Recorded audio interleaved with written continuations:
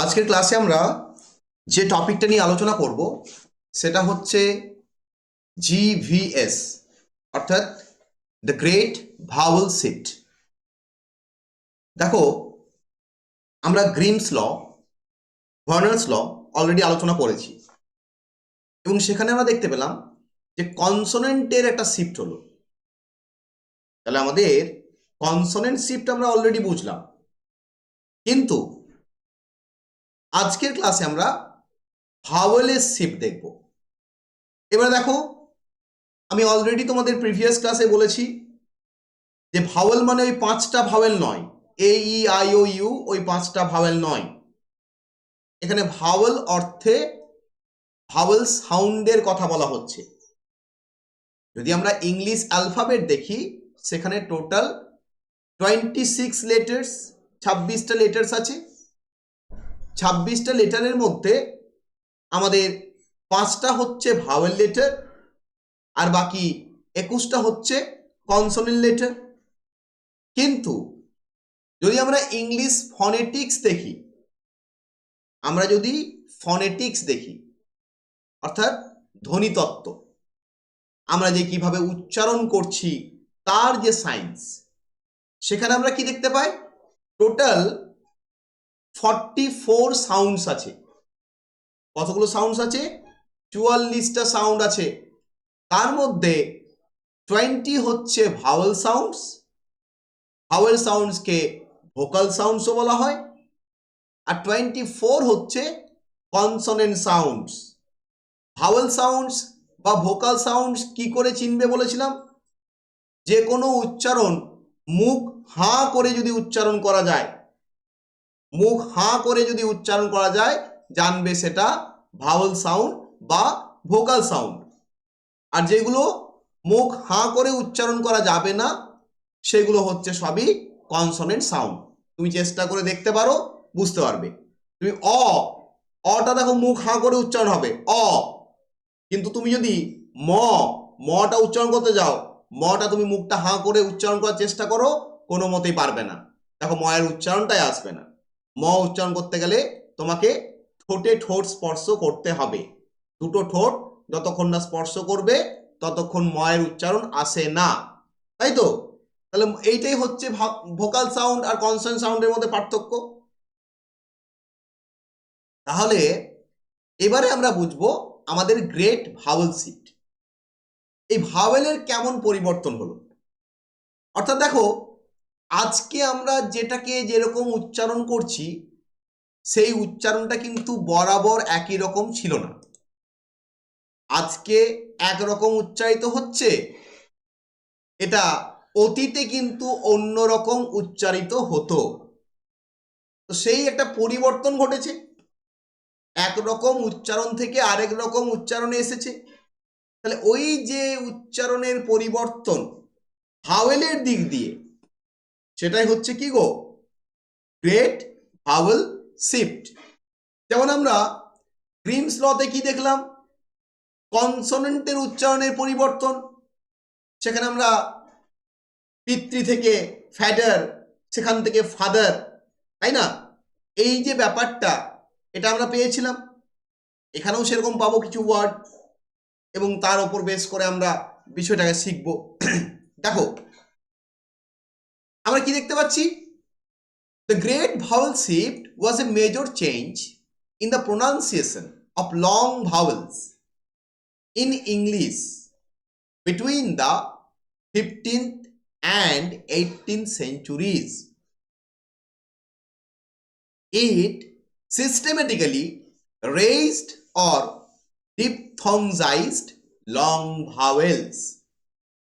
তাহলে এখানে কিছু টার্ম পেলে দেখো, লং ভাওয়েল, ডিপথং, এগুলোকে আবার বুঝতে হবে, নাহলে বুঝতে পারবে না। দেখো, এই যে আমরা 20টা ভাওয়েল সাউন্ডের কথা বললাম না, 20টা ভাওয়েল সাউন্ডকে আবার দুটো ভাগে ভাগ করা যায়। কিছু ভাওয়েল সাউন্ডকে বলা হয় মনোথং, এমও, এনও, পিএইচ, টিএইচ, ওএনজিএস। আর কিছু ভাওয়েল সাউন্ডকে বলা হয় ডিপথংস, ডিআই, পিএইচ, টিএইচ, ONGS। মনোথং কতগুলো আছে? 12টা। 20টা ভাওয়াল সাউন্ডের মধ্যে মনোথং হচ্ছে 12টা। ডিপথং কতগুলো বাবা? 8টা। মনোথং কোনগুলো? যেগুলো উচ্চারণ হতে গেলে অন্য কারো সাহায্য লাগে না। যেমন অ, তাই তো, অ। এই যে অ সাউন্ডটা উচ্চারণ হতে গেলে অন্য কোনো সাউন্ডের কি আর উচ্চারণ লাগছে? লাগছে না। তোমরা সেই স্বরবর্ণ, ব্যঞ্জন বর্ণ পড়েছিলে বাংলায়। স্বরবর্ণ কোনগুলোকে বলা হয়? যেগুলো স্বাধীনভাবে উচ্চারিত হতে পারে। তাহলে অটা উচ্চারণ হতে গেলে ভাওয়েলের ক্ষেত্রে যখন অভাওয়েলটা উচ্চারণ হচ্ছে তখন আর অন্য কোনো ভাওয়েলের পরিবর্তন পড়ছে না। মনো, মনো মানে সিঙ্গেল, থং মানে উচ্চারণ। তাহলে সিঙ্গেল হ্যান্ডেডলি উচ্চারিত হতে পারছে, সেই কারণে এইগুলোকে বলা হচ্ছে মনোথং। কি বলা হচ্ছে? মনোথং। মনো মানে সিঙ্গেল, থং মানে উচ্চারণ। এবারে ডিপথং কোনগুলো? ডিপথং হচ্ছে যখন কোনো ভাওয়েল উচ্চারণ হতে গেলে আরেকটা ভাওয়েলের সাহায্যের প্রয়োজন। যখন কোনো ভাওয়েল সাউন্ড উচ্চারণ হতে গেলে আরেকটা ভাওয়েল সাউন্ডের প্রয়োজন, তখন তাকে বলা হয় ডিপথং। যেমন আই, আই তো একটা ভাওয়েল উচ্চারণ। আইটা দেখো আ প্লাস হস্যই। আ দেখো, আই দেখো একা উচ্চারণ হতে পারবে না। আই উচ্চারণ করতে গেলে আ লাগবে, আবার হস্যই লাগবে। আবার দেখো অয়, অয়টাও একটা ভাওয়েল সাউন্ড, অয়। অয়টা উচ্চারণ করলে কি লাগবে? অ লাগবে, আবার একটা ওই লাগবে। তাহলে এই যে যে সমস্ত ভাওয়েল সাউন্ডগুলো স্বতঃস্ফূর্তভাবে সিঙ্গেল হ্যান্ডেডলি উচ্চারণ হতে পারছে না, তাদের উচ্চারিত হতে গেলে আরেকটা সাহায্য লাগছে, সেগুলো হচ্ছে ডিপথং। তাহলে আমরা মনোথং, ডিপথং বুঝলাম। এবারে লং ভাওয়েল। এই যে লং ভাওয়েল ব্যাপারটা কি বাবা? দেখো ভাওয়েল বাবা লং হয় আর শর্ট হয়। কোনো ভাওয়েলের উচ্চারণ প্রচন্ড লং, দীর্ঘ, আবার কোনো ভাওয়েলের উচ্চারণ খুবই স্মল। আমি দুটো শব্দ বলছি, তাহলেই তোমরা বুঝতে পারবে। একটা হচ্ছে সিপ, SHIP, ঠিক আছে, সিপ। একটা হচ্ছে সিপ, SHEEP। তাহলে দেখো এই যে প্রথম শিপ, এখানে একটা ই এর উচ্চারণ পাচ্ছি আমরা, পাচ্ছি তো? এখানে ই এর উচ্চারণ পাচ্ছি। আবার দ্বিতীয় শিপ, এখানেও তো ই এর উচ্চারণ পাচ্ছি। কিন্তু প্রথম শিপ SHIP, সেখানে ইটা কিন্তু অল্প সময়ের জন্য উচ্চারিত হচ্ছে।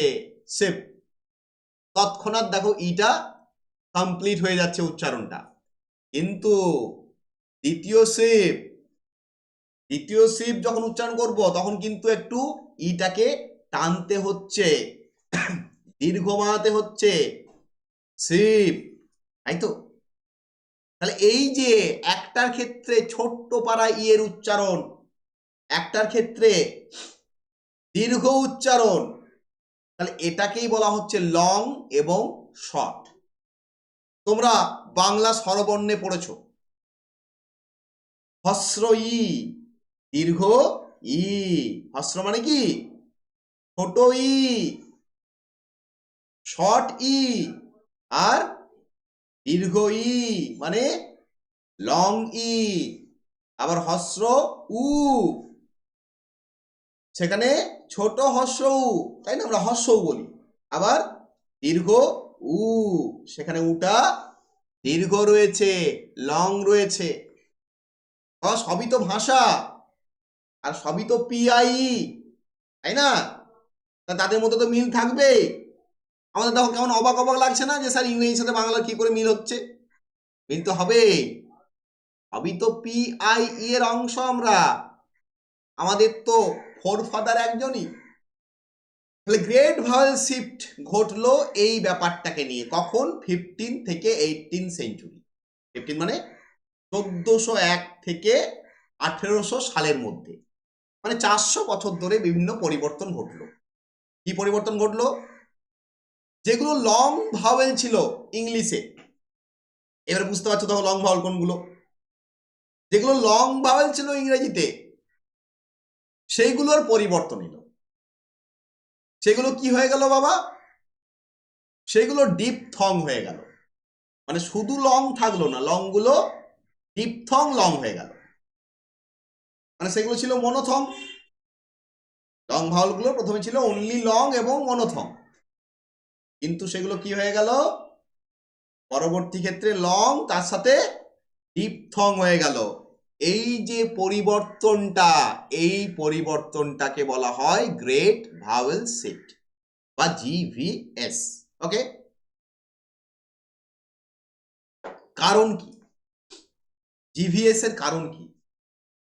বিভিন্ন জন বিভিন্ন কথা বলেছে, বিভিন্ন থিওরি দিয়েছে জিভিএস এর পেছনে, যদিও একটা থিওরিও এখনো অবধি অ্যাকসেপ্টেড হয়নি। প্রথম থিওরি কি? ইংল্যান্ডে ব্ল্যাক ডেথ ঘটেছিল, আমরা জানি ভয়ানক একটা মহামারী ছড়িয়ে গেছিল। এই ব্ল্যাক ডেথের ফলে মানুষ বিভিন্ন জায়গায় ছড়িয়ে গেছিল, মানুষ ভয়ে পালিয়ে গেছিল দেশ ছেড়ে, যে না এখানে থাকবো না, এখানে থাকলে রোগ হয়ে যাচ্ছে। তাহলে এর ফলে মানুষ যখন বিভিন্ন জায়গায় চলে যাবে, মানুষের সাথে ভাষাটাও তো চলে যাবে, তাই না? কেউ তো ভাষা রেখে দিয়ে যাবে না, ভাষা তো অটোমেটিক তার সাথে যাবে। তাহলে এটা একটা reason. 2 number, printing press standardisation. ইংল্যান্ডে প্রিন্টিং প্রেস আবিষ্কার হলো, ভাষাগুলোকে আস্তে আস্তে একটু করে স্ট্যান্ডার্ড করা হতে শুরু করলো, তার ফলে ভাষার প্রচার ছড়িয়ে যেতে শুরু করলো। 3 number, contact with other languages. ইংরেজি ভাষা অন্যান্য ভাষার সংস্পর্শে এলো, অর্থাৎ রোমান ভাষা, জার্মান ভাষা, স্ক্যান্ডিনেভিয়ান ভাষা, ল্যাটিন ভাষা, ফ্রেঞ্চ ভাষা, বিভিন্ন ভাষার সাথে ইংরেজি ভাষার একটা সংস্পর্শ ঘটলো, সেখানেও পরিবর্তন এলো। আর prestige accent changes in London. লন্ডনের লোকেদের, তারা আমরা সবচেয়ে স্কলার, আমরা সবচেয়ে উন্নত, এই জিনিসটা সবাইকে দেখাতে গেল। দেখাতে গিয়ে তারা কি করলো গো?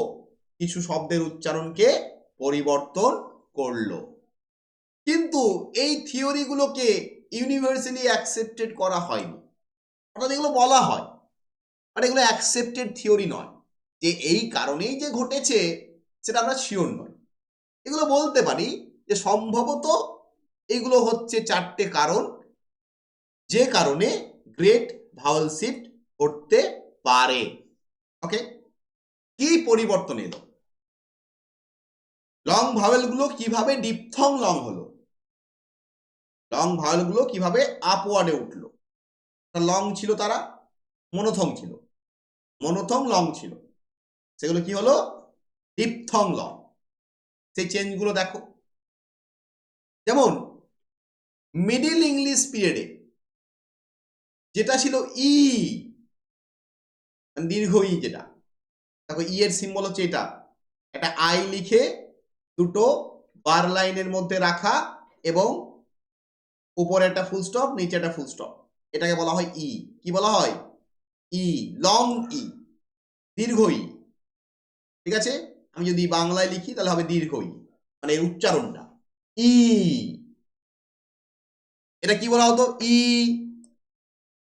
ডাবল ই দিয়ে বুঝিয়েছি তাকে উচ্চারণটাকে। এটা হয়ে গেল আই।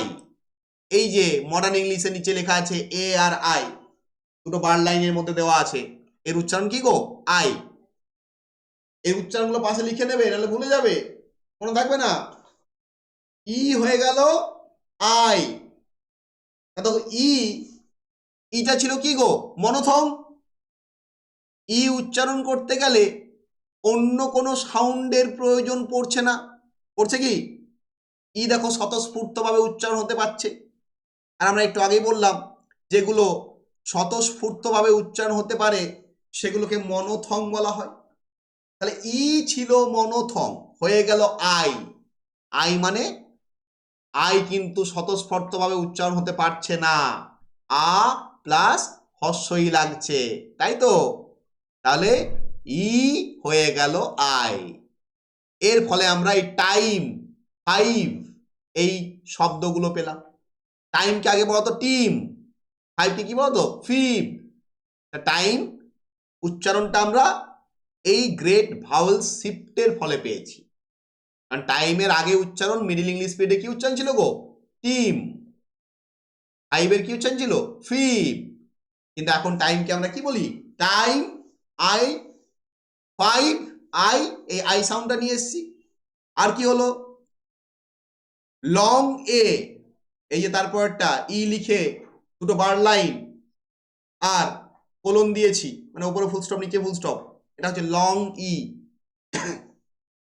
সরি লং এ। এ, এই যে এ উচ্চারণটা, এটাকে যখন দীর্ঘ করছো, লং এ। এই যে লং এ, এটা ছিল এ, এ ওয়াই দিয়ে বুঝিয়েছি আমি। এটা হয়ে গেল কি গো, এটা হয়ে গেল ই। এটা কি হয়ে গেল, ই হয়ে গেল। লং এটা হয়ে গেল ই। মানে আমরা আগে সে বে উচ্চারণ করতাম, সেগুলো কি হয়ে গেল গো, সি বি। তাহলে কিরকম পরিবর্তন দেখো। আর পরিবর্তন কি দেখতে পাচ্ছি, লং আ, এই যে এ লিখে দুটো বার লাইন আর দুটো ডট, এটা হচ্ছে লং আ, মানে আ। এটা হয়ে গেল এই, কি হয়ে গেল এই। আগে নেমটাকে উচ্চারণ করা হতো নাম, ফেসটাকে ফস, মিডল ইংলিশ পিরিয়ডে। কিন্তু এখন এইটা চলে এলো বলে এখন নেম, ফেস। তারপর তখন লং উ, এই যে এটা লং উ, ইউ লিখে দুটো ফুল স্টপ, এর উচ্চারণটা কি গো, উ। লং উ মানে দীর্ঘ উ, উ উচ্চারণ হতো, তখন ডবল ও দিয়ে আমি উচ্চারণ করে দেখিয়েছি। এটা হয়ে গেল অ, কি হয়ে গেল অ, আও, আও, আও। হাউস, মাউস, দেখো আও, হাউসে আও আসছে না, মাউস আও আসছে দেখো। তারপর দেখো লং ও, লং ও, ও এই সাউন্ড ছিল। লং উ ছিল আগেরটা, এটা লং ও, লং ও, এটা হয়ে গেল লং উ। মানে গুজ, মুন, এই যে উচ্চারণগুলো আমরা পেলাম, এই পরিবর্তনটাকে বলা হয় গ্রেট ভাওয়েল শিফট। এর ফলে লক্ষ লক্ষ ওয়ার্ডের উচ্চারণ পাল্টে গেল, তাই না? লক্ষ লক্ষ ওয়ার্ডের উচ্চারণ পাল্টে গেল। এর ফলে কি রেজাল্টস কি কি হলো বাবা, many English spellings no longer match pronunciation. এর ফলে অনেক স্পেলিং এর প্রোনাউন্সিয়েশন আলাদা হয়ে গেল, তাই তো? Spelling froze in time due to the printing press. স্পেলিংটা এক রয়ে গেল, কারণ ছাপানো হয়ে গেছে, স্পেলিং আর চেঞ্জ করা গেল না, স্পেলিং আর চেঞ্জ করা গেল না, কিন্তু প্রোনাউন্সিয়েশন চেঞ্জ হয়ে গেল। আর কি হলো, English vowels become more complex creating modern diphthongs. এবারে ইংলিশ ভাওয়েল সাউন্ড গুলো আরো বেশি কমপ্লেক্স হয়ে গেল।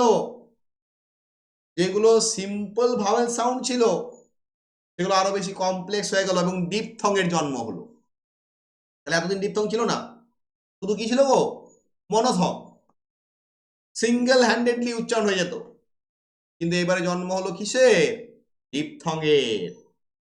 এক্সাম্পল দেখো, আমি আরো এক্সাম্পল দিয়ে দিয়েছি, ভালো করে আরো বুঝিয়ে দিয়েছি। যেমন মিডল ইংলিশে হুস,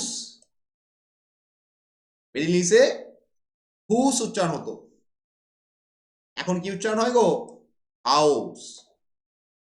কত পরিবর্তন দেখো, মিডল ইংলিশে যেটা ছিল হুস, এখন সেটা হাউস। মিডল ইংলিশে টিম, এখন সেটা টাইম। মিডল ইংলিশে মিটে, এখন এটা মেট। ঠিক আছে, মিটে এখন এটা মিট, পুরো পাল্টে গেছে। মেটে ছিল উচ্চারণ, এটা হয়ে গেল মিট। আগে কি উচ্চারণ ছিল? মেটে। বুঝলি মেটে? Hello sir. তাহলে এখন বুঝতে পারবে না। হ্যালো। আচ্ছা, তাহলে আমরা দেখো উচ্চারণগুলো বুঝতে পারলাম, ঠিক আছে, যে কত পাল্টে গেছে। এবারে ইম্পর্টেন্স কি, ইংলিশ ল্যাঙ্গুয়েজের ক্ষেত্রে জিভিএস এর কি ইম্পর্টেন্স, গ্রেট ভাওয়েল শিফট কি রোল প্লে করছে। তাহলে great vowel shift mark the shift from middle English to modern English. তাহলে জিভিএস এর ফলে আমরা মধ্যযুগীয় ইংরেজি থেকে আধুনিক যুগের ইংরেজিতে কি করলাম গো? প্রবেশ করলাম। দ্বিতীয়ত, responsible for modern English vowels irregularities, এই যে মডার্ন ইংলিশে নতুন নতুন ভাওয়েল তৈরি হলো, ডিপথঙের তৈরি হলো, এটার জন্য দায়ী। আর কি গো? One of the largest phonological changes in European languages.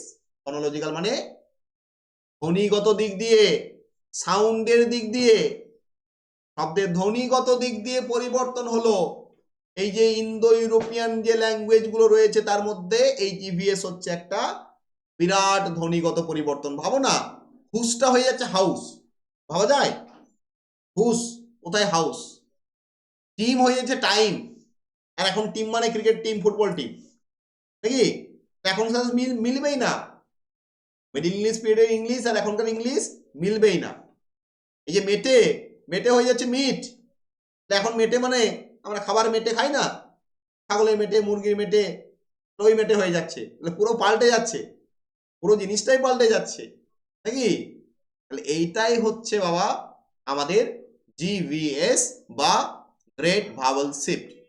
তোমাদের এই যে সিলেবাসে 3টে টপিক দেওয়া আছে, নাম্বার 1 হচ্ছে আমাদের গ্রিমস ল, নাম্বার 2 ভার্নার্স ল, নাম্বার 3 গ্রেট ভাওয়েল শিফট। এই 3টের মধ্যে একটা থেকে প্রশ্ন আসবে, 1000% গ্যারান্টি। কত পার্সেন্ট গ্যারান্টি? 1000%। একটা থেকে প্রশ্ন আসবে, হয় গ্রিমস ল বা ভার্নার্স ল বা গ্রেট ভাওয়েল শিফট, 5-এ বা 10-এ, 5-এ বা 10-এ যাই আসুক এটাই লিখবে। এইভাবে যেভাবে লেখা আছে সেইভাবে লিখতে হবে, এটাই নোট। এর জন্য এক্সট্রা কোনো নোট প্রোভাইড করা হবে না, ভালো করে বুঝে নাও। যেটা পড়িয়ে দিয়েছি, যেভাবে লেখা আছে, ক্লাসে আমি ছবি টবিও এঁকে দিয়েছিলাম, ওই ছবিগুলো পারলে আঁকবে। আমি আগের দিন গ্রিমস ল ভার্নার্স ল পড়াতে গিয়ে ছবিও এঁকেছি, ওই ছবিটাও পারলে আঁকবে, পরীক্ষায় দিলে দুটোতেই করা যাবে, গ্রিমস লতেও করা যাবে, ভার্নার্স লতেও করা যাবে, ঠিক আছে? ওই ছবিটা গ্রিমস লতেও ভার্নার্স লতেও করা যাবে। তাহলে এই গ্রিমস ল, ভার্নার্স ল, গ্রেট ভাওয়েল শিফট, এই 3টের মধ্যে একটা আসবেই পরীক্ষাতে, এতটাই ইম্পর্টেন্ট। ওকে, তাহলে দেখো গ্রিমস ল, ভার্নার্স ল এবং গ্রেট ভাওয়েল শিফট, এই বিষয়টা কিন্তু আমাদের শেষ হয়ে গেল, এবং আমরা এই গ্রিমস ল, ভার্নার্স ল এবং গ্রেট ভাওয়েল শিফটের ক্লাস এখানেই শেষ করছি।